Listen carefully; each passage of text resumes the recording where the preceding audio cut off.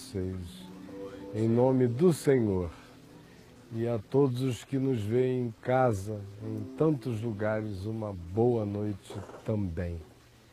Nós estamos dando sequência ao nosso caminho do discípulo.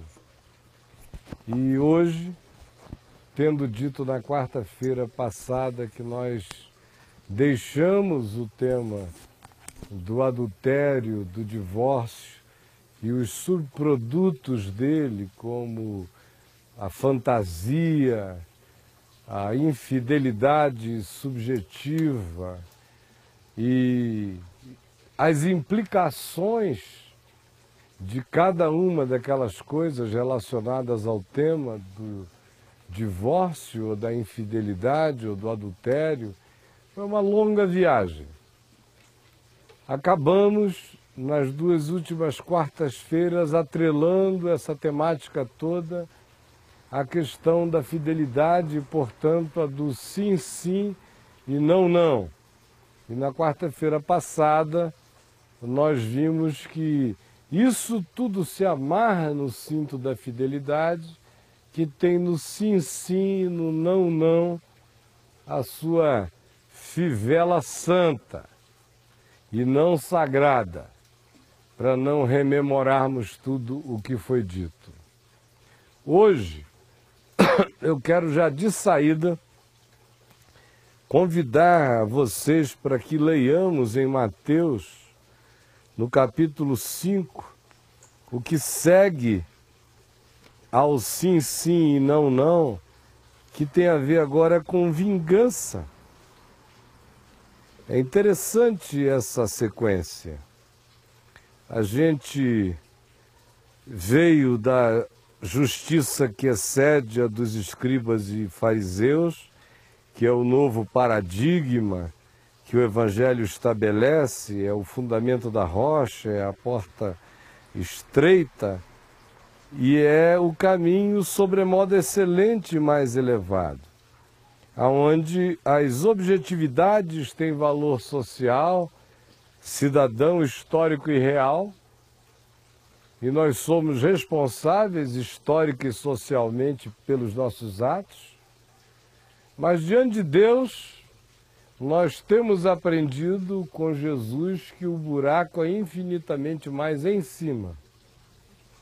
Então, se a nossa justiça não exceder aos elementos sociais, às regulações e regulamentos sociais, aos critérios de justiça e de direito, nós estamos ainda vivendo apenas com as categorias dos escribas e dos fariseus e de qualquer pagão em qualquer sociedade minimamente organizada. Mas no Evangelho nós somos chamados, segundo Jesus, a transcendermos a Suécia, com o seu espírito de civilização hermética e impecável. Quanto mais a justiça dos escribas e dos fariseus, que varria tudo para debaixo do tapete, embora do lado de fora as coisas parecessem o que de fato não eram. Pois bem, isto dito, nós soubemos e aprendemos com Jesus, com a palavra, com o Evangelho, que nós somos chamados para uma coisa muito mais elevada. Por isso, a questão não é apenas de não matar ninguém, a questão é de não ter um espírito homicida, como nós vimos. A questão não é só de não adulterar física e historicamente, começa antes no desenvolver uma mente limpa do fetiche, da fantasia.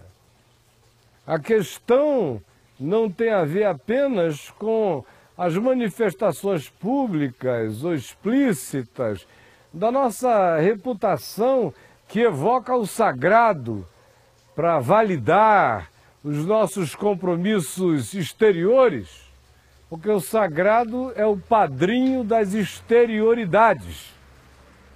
Mas no Evangelho nós somos chamados para o que é santo, e do santo só Deus é Pai. e ele nasce no coração, se estende para o resto da vida.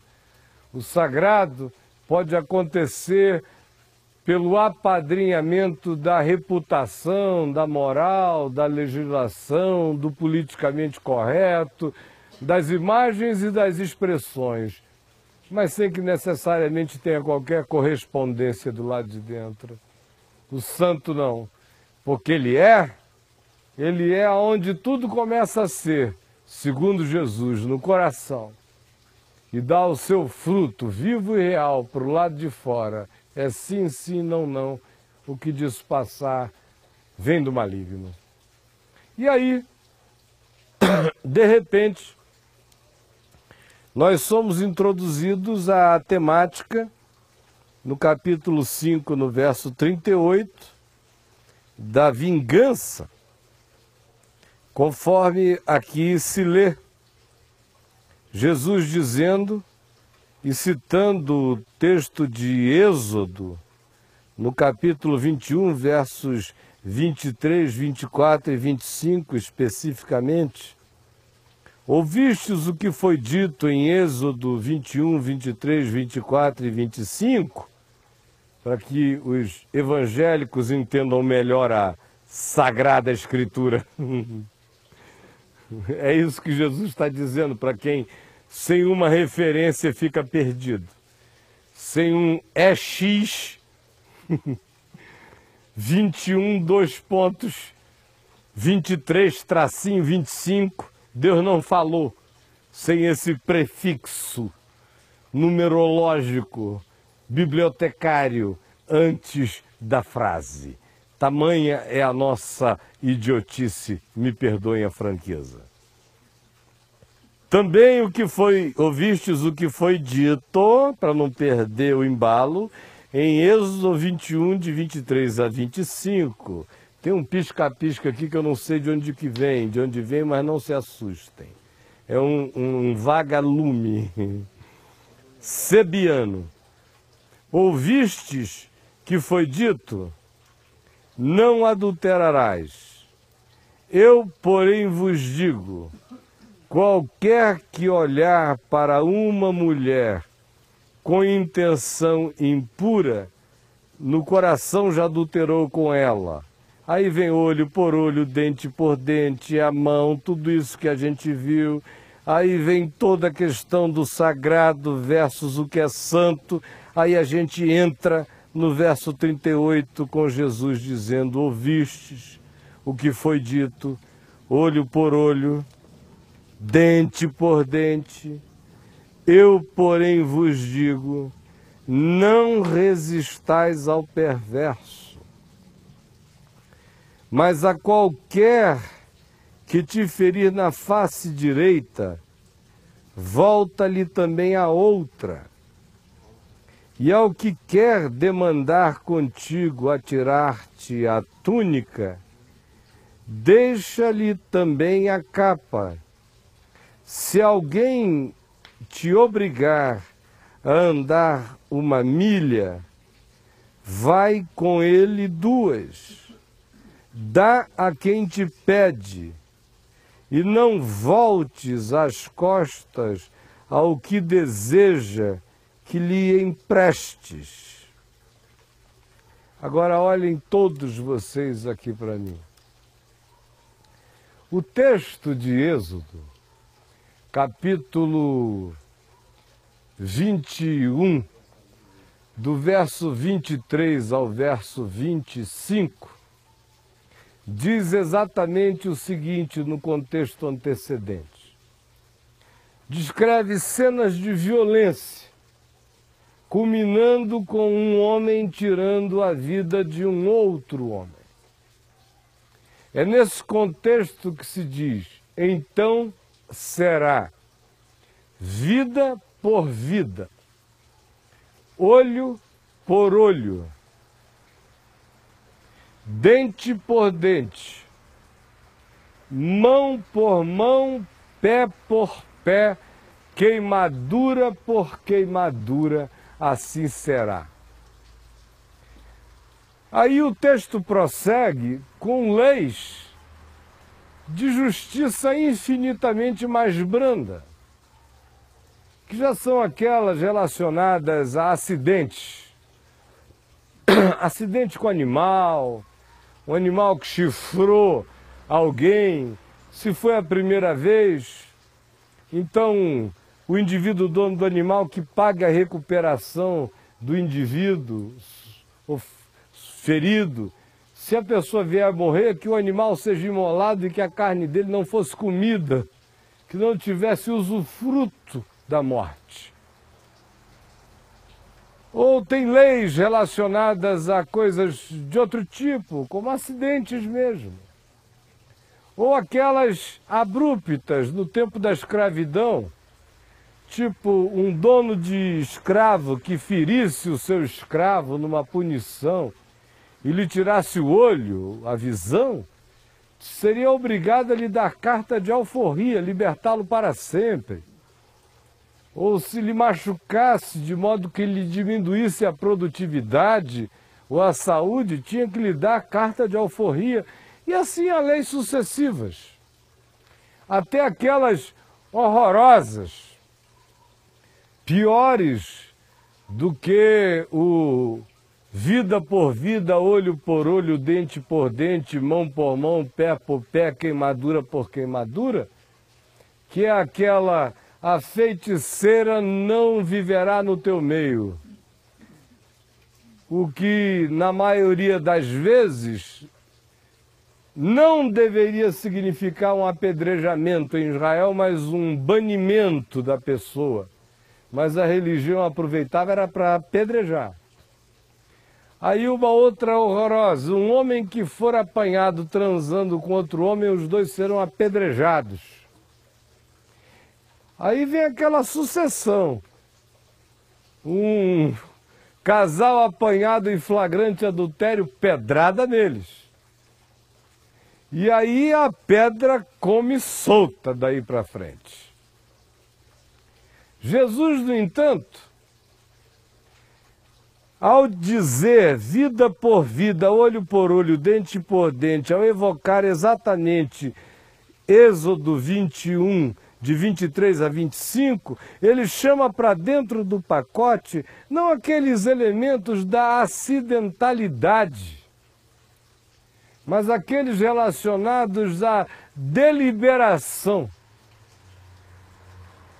àquilo que uma pessoa delibera contra outra em relação àquilo que ela deseje chamar como queira chamar, pelo apelido de justiça, de retribuição, de igualdade traumática, mas que na realidade é vingança. Porque justiça é o que tem ainda o poder de alguma reparação. Agora, o que não tem mais poder de reparação é vingança. E só se aceita qualquer ação contra aquele que seja ofensor em algo em que não haja mais poder de reparação, na perspectiva de que esse ofensor não cometa o mesmo mal contra outros. Ou seja, nesse caso, a medida é preventiva, mas não vingativa, porque se ela for feita exclusivamente para que alguma coisa que tenha acontecido, às vezes sem nem mesmo deliberação, e que tenha sido praticada por alguém que não tenha nenhum histórico ou possibilidade de que aquilo venha a repetir, o que nesse caso deveria ter uma ação de justiça reparadora na perspectiva de enviar esse indivíduo a algum tipo de ação que signifique uma reparação contínua para os vivos. Se não for assim, qualquer outra medida, tipo trancafiá-lo para o resto da existência, não é justiça, é vingança. Apenas vingança.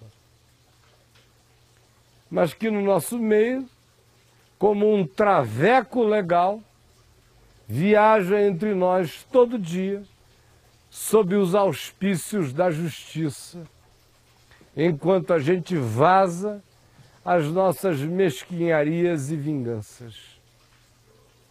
Escondido sob a bandeira do justicismo habita um profundíssimo espírito de vingança em quase todos nós. Variam as legislações às quais a gente recorre, que variam desde as leis tácitas, tipo, ao macho é dado tal poder e à mulher é vetado tal direito, que não esteja escrito em lugar nenhum, mas esteja implantado pelo diabo com uma força infernal na nossa memória celular. Há até as legislações que recorram ao Supremo Tribunal de Justiça ou, em última instância, a fóruns de justiça internacional.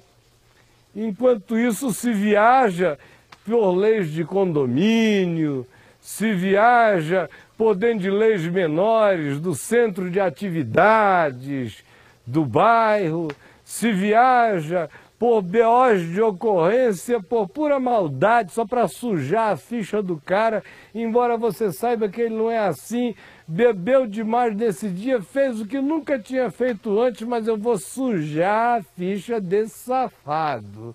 Nunca me deu essa oportunidade, hoje, aleluia, obtive-a, graças a Deus, e vai lá e faz um BO para ferrar com o cara mesmo em nome da justiça. É um recurso legal, mas é vingança do ponto de vista de Deus. O que está fazendo esse vagalume aqui? Me tirem essa dúvida, por favor, jovem. O que é isto? Sério, o que é isto? Porque se for energia demais ligada, olha, ideias inteligentes, apaguem luzes, mas não deixe esse negócio ficar piscando. Então, ponto parágrafo, voltemos ao nosso assunto importantíssimo, que não pode mais ser interrompido por spotlights, pelo amor de Deus. Eu vou começar a achar que é coisa das trevas. Eu prefiro pegar numa escuridão sem interrupção do que nesse pisca-pisca. Então, olha aqui para mim. Travestido de justiça, as nossas vinganças vão se manifestando de muitos modos e maneiras. Tem gente que paga caro advogados para exercer justiça travestida de vingança. Por exemplo, meu pai, quando se converteu, e o evangelho entrou nele com um poder avassalador, o coitado não conseguia mais nem advogar. Porque antes de se converter, ele já tinha desistido de ser promotor de justiça, porque antes de ser crente, ele já não conseguia acusar. Aí ele se converte. Aí ficou muito pior para ele na advocacia, porque agora ele já era há anos um grande advogado de defesa, e ninguém se torna um grande advogado de defesa sem mentir. Então ninguém é um grande promotor sem acusar, e ninguém é um grande advogado de defesa sem umas mentirinhas boas. E aí o evangelho entrou num homem e virou sim, sim, não, não. Em relação a acusar, ele disse: eu não acuso ninguém porque eu não estou aqui para cumprir esse papel. Meu único papel na vida é advogar a causa do evangelho. E esse eu advogo sem mentir e em amor. Agora, as outras eu não consigo mais. E depois de 2 anos ele fechou um escritório bem sucedido por causa do evangelho e da incapacidade de mentir, ainda que fosse supostamente para fazer o bem. Profunda foi assim a conversão daquele homem, e em muitos outros aspectos. Aí ele não sabia que um dos seus clientes, que o havia contratado de maneira muito cara para resolver uma causa que já vinha se enrolando ladeira abaixo, numa justiça sem fim, há mais de 20 anos. E o meu pai, muito esperto e perspicaz do ponto de vista jurídico e legal, encontrou uma saída que os outros advogados não viam há muito tempo e conseguiu um modo simplificado de resolver o problema, aonde o adversário do homem que o constituíra, do seu cliente, ressarciria em bens, em numerários, todo o prejuízo daqueles 20 anos, com todas as correções, e mais o bem que tinha ficado impedido de ser usado durante todo o período, e o homem ganhava o bem de volta, o dinheiro que havia perdido, e a causa estava resolvida, o melhor dos mundos. E meu pai nem telefonou para o cliente, porque numa situação dessa, onde o cara não perde nada, ganha mais do que pedia, que era a própria terra, ganha dinheiro e ressarcimento, e tira de sobre si um carrapato de mais de 20 anos, vai ligar para quê? Você aceita que chova pão na sua casa? Fechou o acordo na hora com o adversário. Ligou para o homem e disse: seu fulano, que maravilha, Deus nos abençoou. O esquema que eu montei jurídico estava tão bem fechadinho que não tinha alternativa, ia ficar mais difícil para ele, ele está devolvendo tudo que é seu e ainda está lhe ressarcindo. O homem nem respondeu, bateu o telefone na cara do papai, papai não entendeu nada. Voltou para o escritório, era um dia de jejum para ele, porque embora continuasse advogando, ele dia sim, dia não, ou de 2 em 2 dias, ele jejuava 24 horas e não comia e não bebia, ficava ali quietinho, nos intervalos lia a Bíblia. E aí, de repente, na hora do almoço, quando secretárias e ajudantes do escritório tinham ido todos almoçar nos restaurantes fora, ele estava em jejum, ficou sozinho no gabinete que o separava do resto do escritório por um desses vidros antigos, assim meio jateados, que você percebe o vulto, mas não tem a nitidez.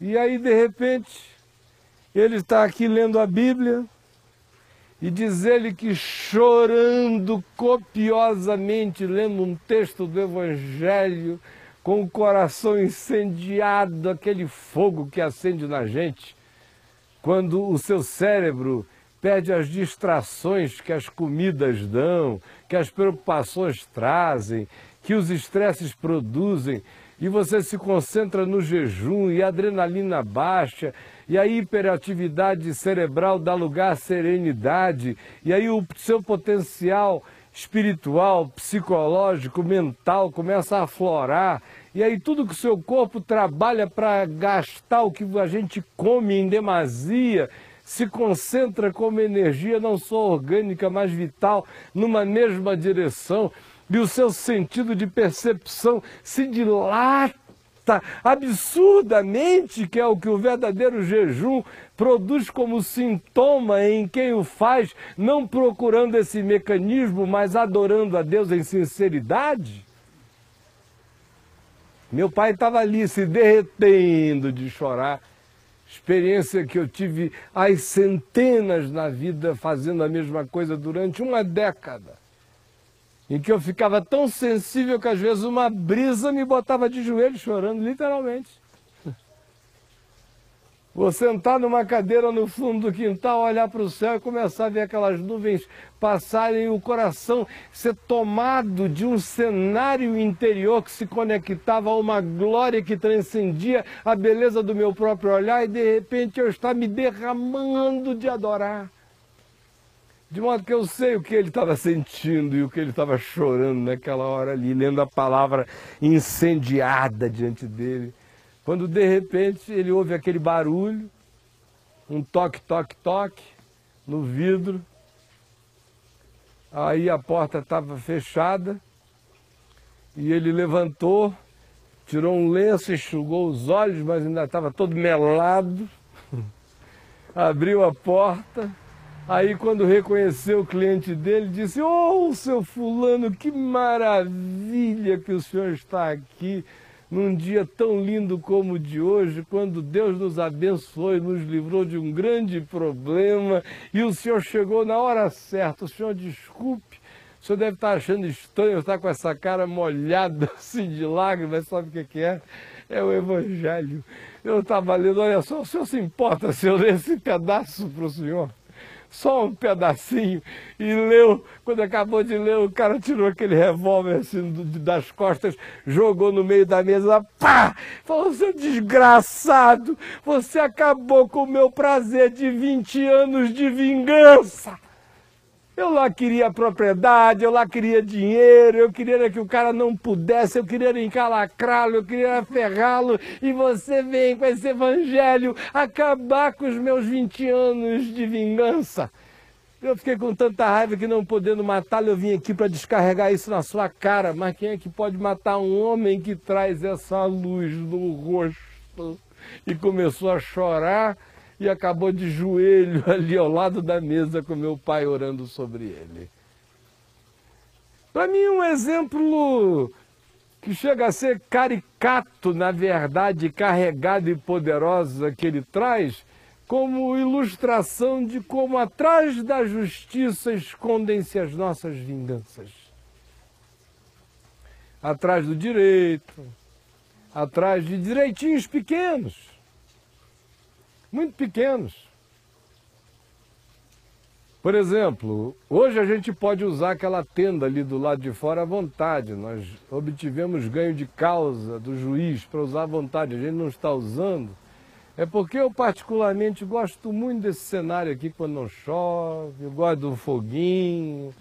Eu gosto dessa coisa meio catacumba, meio primeiro século.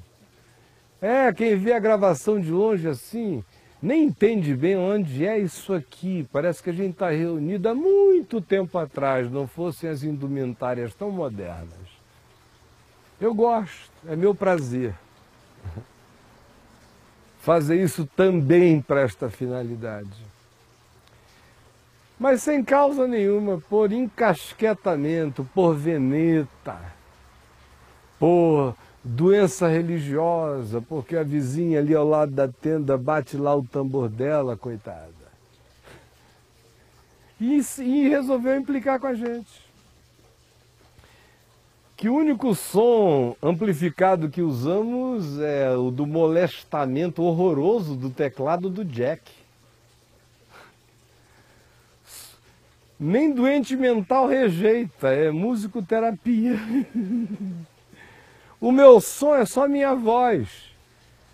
Qualquer dia aqui conversando com o pessoal na família, depois de 1 hora num churrasco, está todo mundo falando no mínimo num tom como esse. Então não é incômodo nenhum. É implicância, é veneta. Aí, como tinha uma tenda, a Négia acompanhou tudo. Aí ela entrou com uma ação contra a gente. Aí veio pedir assinatura desta vizinha, daquela vizinha, de outra vizinha, que não ouvem nem o som, que não sabem de nada.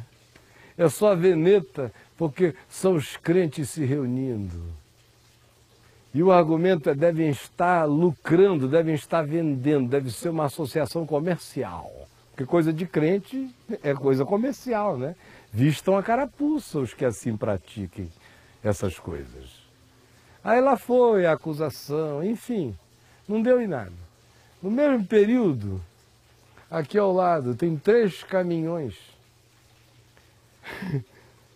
que entram pela porta dos fundos. É proibido abrir porta aqui nessa rua e botar qualquer coisa para dentro, ainda mais caminhão, que acende uma barulheira de manhã. Às vezes você quer começar o papo de graça, tá um inferno. Eu já reclamei alguma coisa, já disse alguma coisa. Houve um dia em que alguém até me disse: olha, aquele pessoal que está lá fazendo isso, tem uns caminhões lá, por que o senhor não... Eu digo: eu lá quero saber disso, de coisa nenhuma. Aí é vingança. É besteira. Mas são essas besteirinhas que vão fazendo a gente ficando monstrificadozinho, você sabia? Começa a tratar assim. Comeram o meu bolo. Vou comer aquele negócio que ela mais gosta. Quando ela abrir a geladeira, não vai estar lá. É. Tá pensando que é brincadeira? Você começa assim. Não passou a minha camisa? Vou atrasar 2 dias o pagamento, não sei o quê. Não fez isso, é todo o tempo todo, é vingança. Olha, olhe para dentro de você e veja a quantidade de coisas que você faz em nome do direito, em nome da educação, em nome da pedagogia, em nome da legislação sindical, em nome do regulamento do condomínio, em nome do regimento da creche do seu filho, onde você vai arranjando complicações, ou em nome de acordos tácitos, ou em nome de memórias, não era assim que vovô fazia. Você não está nem aí para o fato, é só porque, como não era assim que o seu avô fazia, e o seu irmão está fazendo agora, e você está com raiva do seu irmão, você usa o seu avô para dar de paulada nele. Mas não tem coragem de admitir que você só está se vingando. Em relação ao adultério, então nem se fala, não é? Às vezes me dá a impressão de que tem cônjuge torcendo pro outro trair, que é para ele dar uma vingadinha. Parece que tem cônjuge que diz, olha, se ele fizer isso o tempo todo, ou se for amor permanente, eu vou morrer de ódio, não suporto. Mas se ele der uma traída de 3 em 3 anos, eu ficar sabendo, é minha chance de também dar minha pulada justificada de ser, que é a minha vingança legal. Legal, a beça. Gostosa. Vocês sabem do que eu estou falando. E como isso está instalado dentro da gente, para todo lado, com muitas caras e de muitos modos. E a gente podia continuar multiplicando os exemplos das fantasias da vingança no coração da gente. E o pior não é isso. É que quando a dor que vem a produzir a vingança atinge o coração de um ser genuinamente inocente em relação àquilo, mas que, por outro lado, sofre da doença do justicismo,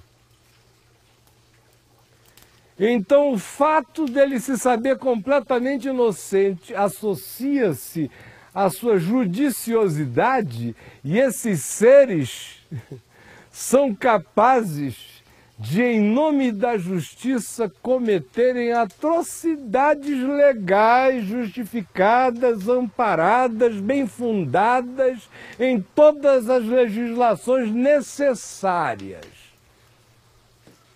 Só não matam no Brasil porque não existe esse recurso, porque se fosse no Irã,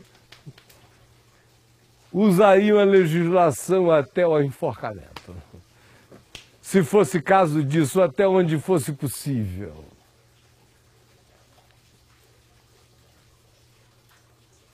Olhe para dentro do seu próprio coração e, antes de que essa viagem prossiga, por favor, se pergunte: quais foram os episódios de vingança da sua vida até aqui? Das pequeninhas, das médias, das grandes e das descomunais. Você já se vingou de amigos? Tem essa lembrança? Já se vingou do pudim à falta de pudor? Já deu trocos? Se essa não me escapa, sem esse troco ele não fica. Você já usou essa expressão, nem que tenha sido para você mesmo? Você já foi assim, daquela esperança do diabo que faz a seguinte declaração: ah, espera, porque a vingança é um prato que se come frio. Pura sabedoria do inferno, é a esperança paciente do diabo. Já fez recurso desse expediente mental? Já consolou alguém com essa perversidade consolativa? Já? Olha para dentro do coração e veja a quantidade de vinganças. Agora, olhe bem para mim, você que está aqui e você que não está me vendo porque a câmera estava na frente. Olhem para mim. Isso eu estou falando apenas daquelas coisas conscientes. Se a gente tiver a ousadia de orar e de pedir ao Espírito de Deus que nos destampe o inconsciente e comece a nos revelar de maneira acordada ou em sonhos a quantidade de raivas acumuladas, de amarguras guardadas, de inimigos que foram esquecidos apenas por uma questão de sobrevivência, mas que a gente deixou em estado congelado aqui dentro. Nós vamos levar um susto enorme das nossas torcidas contra. Quer ver um exemplo simples disso? Que eu me apanhei quase me entregando a isso, e houve um dia em que eu me apanhei entregue a isso e caí de joelho, e olha que era um dia horrível e eu estava numa situação, numa condição espiritual ruim. Foi aí por volta de 96, 97. Quando veio uma notícia na televisão em que um daqueles caras, que eu não vou dizer o nome aqui agora, que vivia me fazendo mal, se danou todinho. E eu que desde menino tinha sido educado pelo meu pai a não ter e não guardar e não nutrir tais sentimentos, de tal modo que eu lhes digo, eu nunca sofri disso na vida.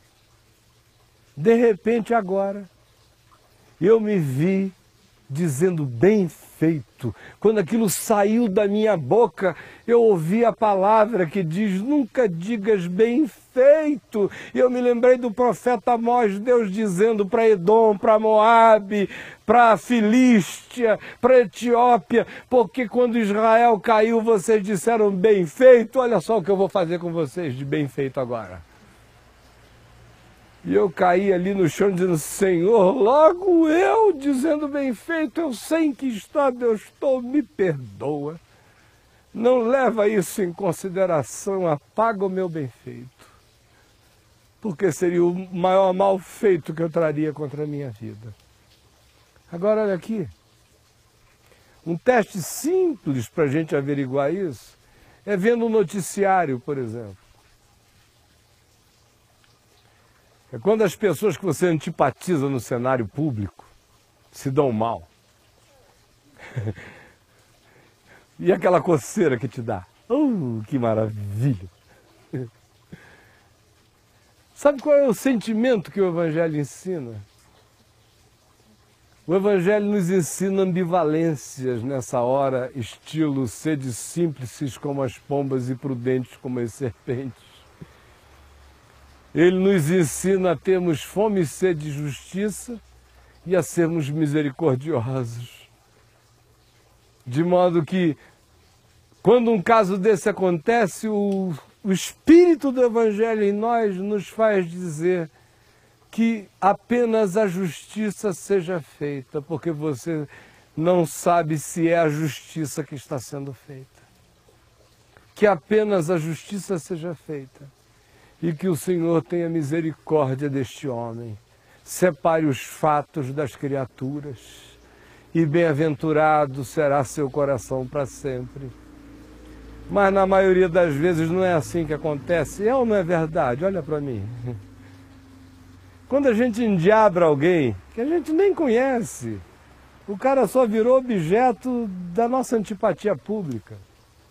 Quando a gente endiabra, qualquer coisa que lhe aconteça, tem gente que solta foguete, vira torcida organizada, vira Corinthians ao contrário. A torcida do Corinthians, até para celebrar os 100 anos, termina em vandalismo. A paixão, eu estava vendo ali na televisão. Tem gente que é assim. Quando vê a notícia, olha, o teu inimigo quebrou a cara, o sujeito acende um rojão. Ganhou a Libertadores, a Copa. Os discretos não fazem assim. E tem também a hipocrisia para essa hora, não é? Todo mundo tem a sua. Tem aqueles que pena, tudo isso era desnecessário. Coitado do cara, agora o que eu posso fazer, né? Que sirva de exemplo para outros e tal, mas aqui por dentro as gargalhadas não cessam, como diz o Jojo Soares. Por dentro eu estou me acabando de rir. É ou não é verdade? Me digam se não acontece aqui no bichinho da gente. Só que tem gente que pensa em vingança apenas como ato de sair e esfaquear, como a construção de uma trama que vai arrebentar o cara no trabalho, ou como o fazer alguém contar um segredo para a mulher dele que vai destruir o casamento dele, ou como uma entregação que inviabiliza daí para frente qualquer continuidade de vida para esse cara, ele tem que se reinventar, ou como o plantar de supostas evidências que o incriminariam e que o fariam sofrer para sempre como um inocente impossibilitado de voltar à normalidade da vida, o que às vezes é pior do que uma prisão para muita gente. Quando se fala em vingança, quase sempre é para esse nível que se leva e não se pensa em como a gente deixa isso existir dentro de nós, no dedal, no alfinete, na agulhinha de tricô, na linguinha, nas conversinhas sociais, sem falar que você chega em alguns eventos e uma das primeiras coisas que você ouve, especialmente em eventos assim de classe média alta para cima, vão logo te fazendo sentar num bom lugar e dizendo, escuta, quais são as últimas fofocas? Não importando quem você seja, é normal que se inicie assim, é elegante. E se você disser nenhuma, vão quase repreender você pela desatualização e dizer, olha, eu vou te atualizar. E começam a contar sobre as pregas da vizinhança.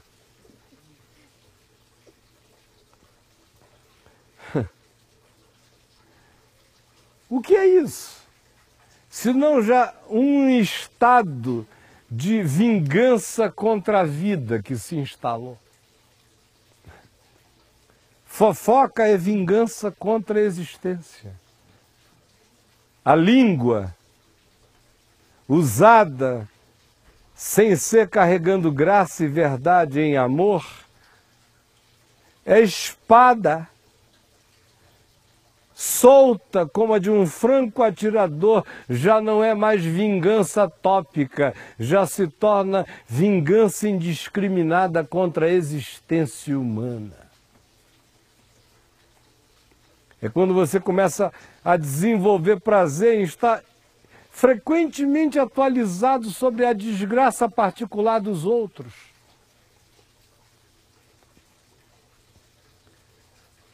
Você nunca associa isso à vingança. Você chama isso de quê, hein? Do lado psicológico da história, é a autoafirmação de um ser absolutamente destituído de qualquer rocha interior, de qualquer fundamento de ser. Mas a prática ainda que nascida, quando é o caso de uma fragilidade psicológica, a prática disso como exercício lingual é a ação do franco atirador de cima do prédio com ódio da vida, destruindo o que passa no caminho. Aí você diz, não, mas eu não tenho nada contra alguém. Não, você tem contra a vida, tem contra todo mundo. A sua vida é uma vingança. Você já considerou a possibilidade de que aspectos inteiros da sua existência carreguem o script da vingança? Já considerou alguma vez na vida? Era bom começar a considerar, porque às vezes é exatamente isto que acontece. Áreas da vida da gente vão ficando tão viciadas pela cultura familiar, era o modo do pai fazer, a mãe aprendeu, é um modo de ser. A gente nem se dá conta, entra em nós. No máximo, às vezes, a suposta conversão doira a pílula, bota um chantilizinho, disfarça, cobre com uma pseudo-piedade, mas o mesmo espírito está presente ali. A essas pessoas a gente conhece nos ambientes de igreja, especialmente igreja, que é aquele clube, confraria, que diz que do lado de fora daquela parede e do lado de fora do espectro daquela membresia, tudo é mundo. E que ali dentro é um mundo paralelo. Aí, meu Deus, é que o diabo gosta. Você bota 300 pessoas juntas, sinceramente. E desculpem-me as senhoras e as mulheres. Mas mulher, na minha experiência pastoral, ou é a maior santa de uma comunidade e que carrega tudo nas costas, ou então, sinceramente, é a língua que destrói para todo lado, e quando elas se somam, o barulho faz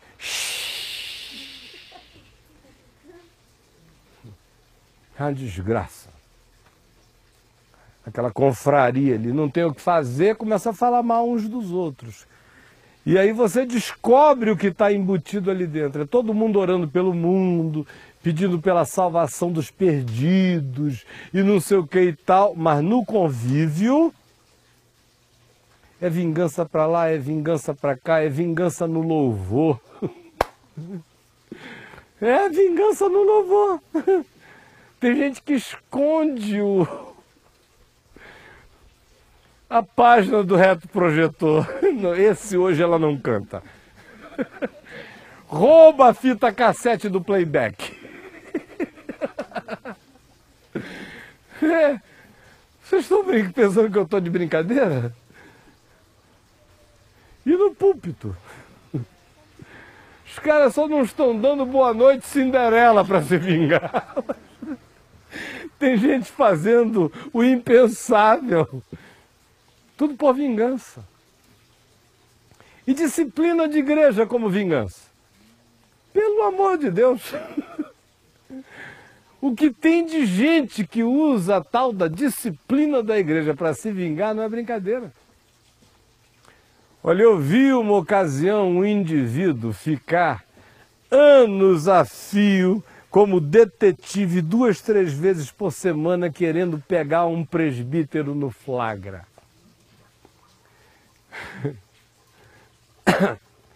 Porque ele não gostava do presbítero por nada. O cara era muito generoso e ele era muito mesquinho, esse outro cara. Era o pai da mesquinharia. E ele ficou, ele andava atrás do presbítero. Uma vez até o presbítero me disse, eu tenho a impressão que o fulano me segue. Às vezes eu olho para trás, toda hora é uma coincidência.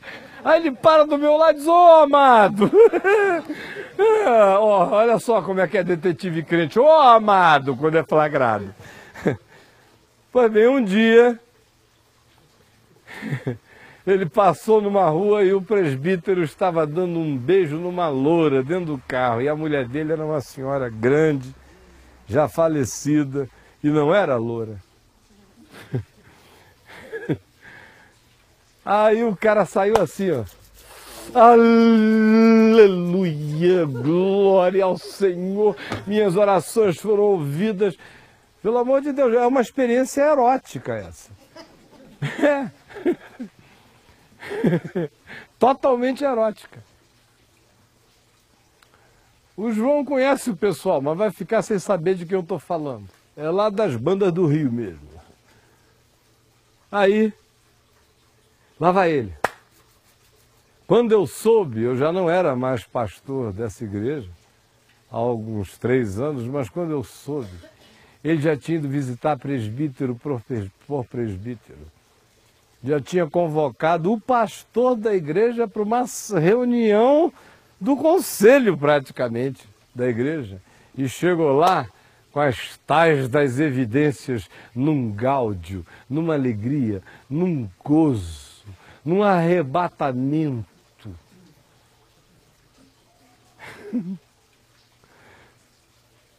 De vingança. Aí lá vai o homenzinho lá para frente, para confessar tudo, sair todo humilhado, assim, do jeito que o diabo gosta, do jeito que Jesus nunca fez. Nunca fez ele, que nunca esmagou a cana quebrada e nunca apagou a torcida que fumega, ao contrário, estava sempre botando mais lenha no fogo da esperança. Em nome dele se faz isso, vingança. Quantas milhões de pessoas já não foram objeto de vingança eclesiástica? São convenções de vingança, presbitérios de vingança, sínodos de vingança, reuniões de vingança, tramas de vingança, vingança. O que você lê no Novo Testamento, nos Evangelhos, sobre o Sinédrio, montando, armando, votando, esperando a hora de agir, está tudo aí e eu não estou aumentando nada. Não há caricatura nessa descrição, ela é exata. E a vingança. Por inveja decidiram matá-lo. Inveja e vingança andam juntas sempre.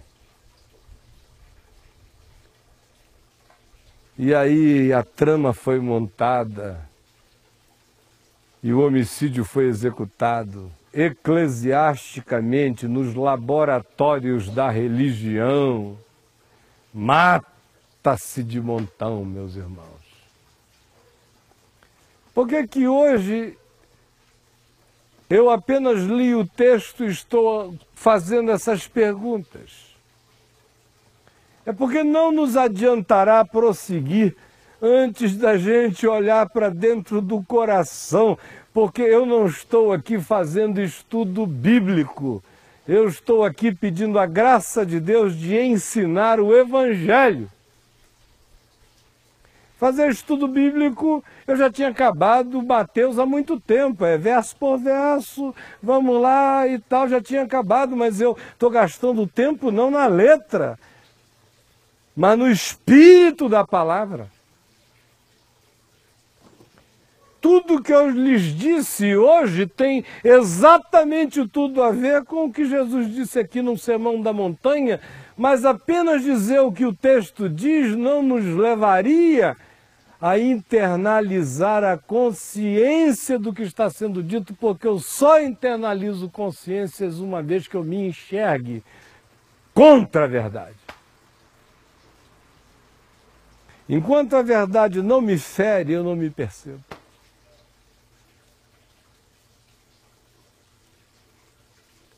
E eis a razão de por que, nesta noite, antes de qualquer coisa, eu apenas perguntar a você: acerca da quantidade enorme de vinganças grandes, médias, pequeninas, mesquinhas, mínimas, disfarçadas, sutis, guardadas, acarinhadas, transformadas em joias preciosas, esperando o dia e a hora, você não guarda no baú da sua alma. Quantas informações que você não tem, quanta carta que você guarda, para dizer, se for preciso, um dia eu jogo. Quantas?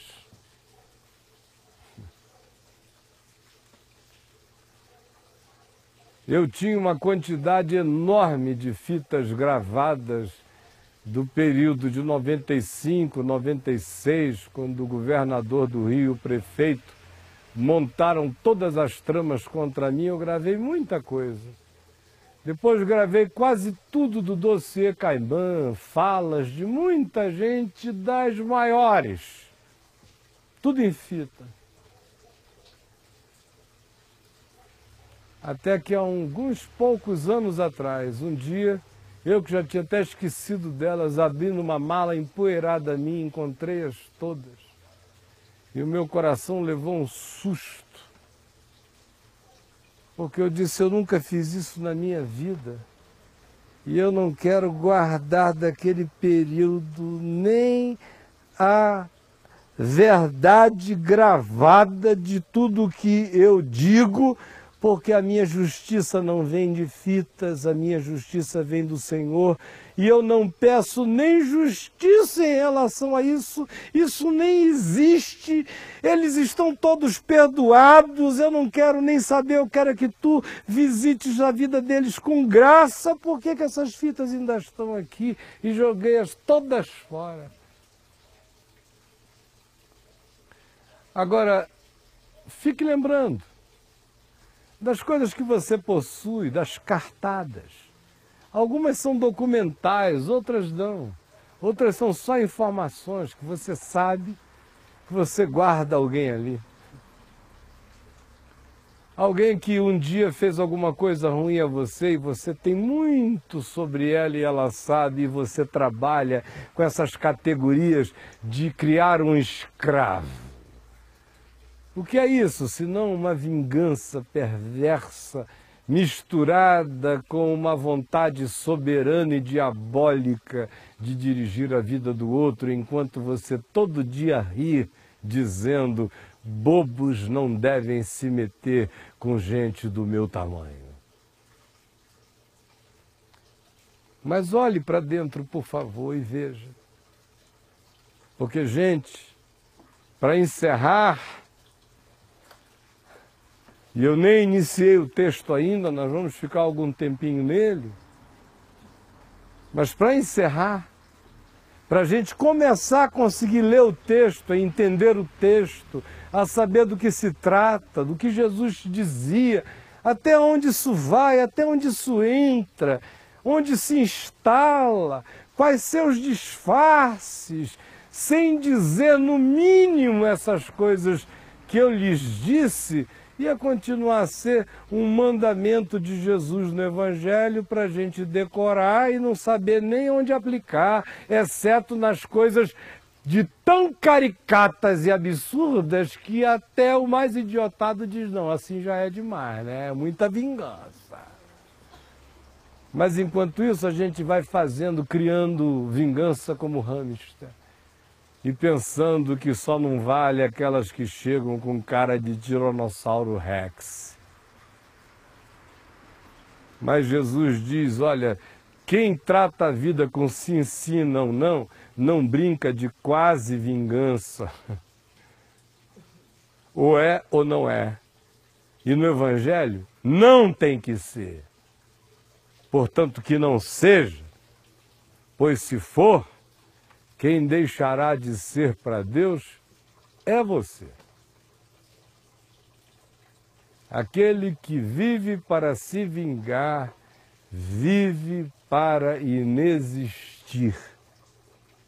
Mas na quarta-feira passada, ou que vem, nós voltaremos e continuaremos a falar sobre isso. Hoje, basta o início da viagem para dentro. Comece a olhar. Como é que você se vinga da sua mãe, do seu pai, dos seus filhos, dos que devem a você, que você diz que perdoa, mas vinga. Acha que perdoa porque fala com a pessoa, diz oi para a pessoa, é educada com a pessoa, mas dá. Você sabe como você faz. Tenha coragem de olhar para dentro, porque quem não é fiel no pouco não será no muito.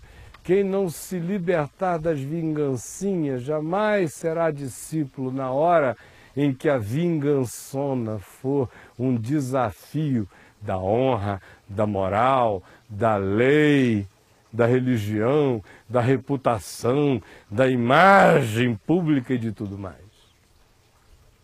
Quem não começa a lidar com isso em âmbitos pequenos, antes pensa que pode criar como objeto de estimação, será tragado quando chegar o dia do dragão.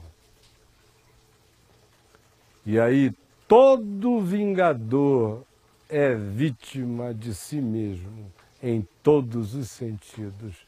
Mas essa é uma longa história sobre a qual a gente continuará conversando na quarta-feira que vem. Vamos ficar em pé e vamos orar ao Senhor. Gente boa de Deus,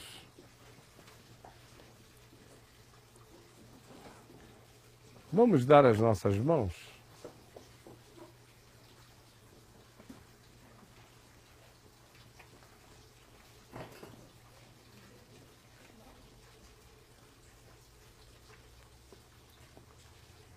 Sinceramente, diante do Senhor, você se compromete a fazer o exercício de olhar para o coração e perguntar quais são as raízes de vingança, ou os álbuns de vingança, ou os fetos de vingança que você botou no freezer da alma, mas estão lá? Ou quais são as vingancinhas pequenininhas que você pratica todo dia, como direito adquirido pela burrice do outro, pela repetição do outro, pela chatice do outro? Quais são as suas implicâncias? As nossas vinganças nascem das nossas implicâncias. As nossas implicâncias nascem de invejas, nascem de transferência ou de projeções, quando às vezes a gente vê no outro um monte de coisas que a gente não quer admitir que existem em nós, então a gente, não querendo tratar disso na gente, a gente trata disso no outro para não se enxergar. A metafísica da vingança é variada, psicologicamente e existencialmente. Mas você se compromete a fazer viagens e a pensar os seus processos mentais e a se perguntar, será que agora eu estou fazendo isso porque é vingança? Você vai levar um susto. Você vai recuar de um monte de coisas. Vai dizer let it be diante de Deus muitas vezes se você começar a fazer isso. Vai entregar ao Senhor e vai deixar. Nós não temos ideia do quanto a nossa vida é reativamente vingativa. Eu vou repetir. Nós não temos noção, nenhum de nós, do quanto a nossa vida é todo dia vingativamente reativa. Só que a gente camufla e chama por outros nomes. Mas o Espírito Santo enxerga assim. Por isso, como em todas as outras quartas-feiras, a nossa oração é: Senhor, Tu me sondas e me conheces. Sabes quando me assento e quando me levanto. De longe penetras os meus pensamentos. Conheces o meu andar e o meu deitar, e sondas e conheces todos os meus caminhos. Ainda a palavra me não chegou à língua, e tu, Senhor, já a conheces toda. Tu me cercas por detrás e por diante, e sobre mim pões a tua mão. Tal conhecimento é maravilhoso demais para mim, é sobremodo elevado, nem o posso atingir. Para onde me ausentarei da tua face? Para onde eu fugirei do teu espírito? Se eu subo aos céus, lá estás. Se eu faço a minha cama no mais profundo abismo, lá estás também. Se eu tomo as asas da alvorada e me detenho nos confins dos mares, ainda lá me haverá de guiar a tua mão e a tua destra me susterá. Se eu digo as trevas ou a luz ao redor de mim se fará noite, até as próprias trevas não te serão escuras, pois para ti as trevas e a luz são a mesma coisa, pois tu formaste o meu interior, tu me teceste no seio da minha mãe, tu me viste quando eu era uma substância plasmática ainda informe, e no teu livro foram escritos todos os meus dias, cada um deles escrito e determinado, quando nenhum deles havia ainda. Quão preciosos para mim, Senhor, são os teus pensamentos, e como é grande a soma deles. Se os contasse, excedem os grãos de areia, contaria, sem jamais chegar ao fim. Tomar, ó Deus, desses cabo da perversidade, aparta-me, Senhor, de todos os sentimentos, emoções, pensamentos de sangue, vê se há em mim algum caminho mau e guia-me, Senhor Jesus, eu te imploro, por mim e pelos meus irmãos, guia-me pelo caminho eterno e limpa agora o meu coração, limpa hoje de novo, limpa amanhã, limpa todo dia. Não deixa que a minha memória jamais seja uma memória traumatizada e nem amargurada e nem impregnada de afetos. Que a minha memória seja apenas de lembranças, se necessárias forem a serem recorridas. Do contrário, eu estou querendo esquecer tudo, porque já está tudo perdoado, tudo que da minha alma está perdoado, que a minha alma esqueça. Eu quero que a minha mente tenha energia para as coisas novas da vida. E eu te peço mesmo pelos meus irmãos, rogando, Senhor, que tu tires de nós toda e qualquer doença psicológica, neural ou espiritual que traga os mesmos assuntinhos à baila, ou que tu quebres em nós essa matemática que vai juntando, somando, ou esse espírito de construção de fieiras e de gambiarras. Permite que com o Evangelho, todo dia, quando nós dizemos que a tua misericórdia zerou a nossa vida para ti, que na mesma misericórdia a gente zere a vida dos outros em emoção. Basta cada dia o seu mal, e naquele dia dá-nos o amor e a verdade e a graça para sermos sim, sim e não, não, mas sem as emoções de nenhuma vingança no coração. Eu te peço, por mim e pelos meus irmãos, hoje e sempre, em nome de Jesus. Amém e amém.